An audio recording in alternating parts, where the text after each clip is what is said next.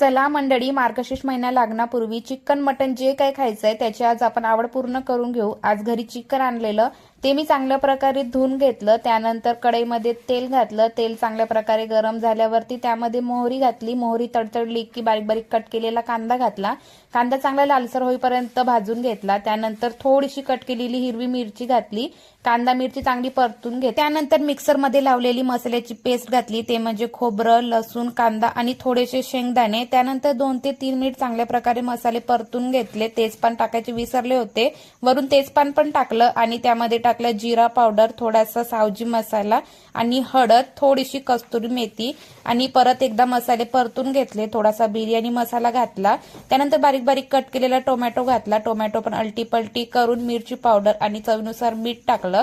परत एकदा मसाले चांगल्या प्रकारे परतून घेतले। त्यानंतर चिकन घातलं। चिकन पण अलटी पलटी करून 1 ते 1.5 ग्लास पाणी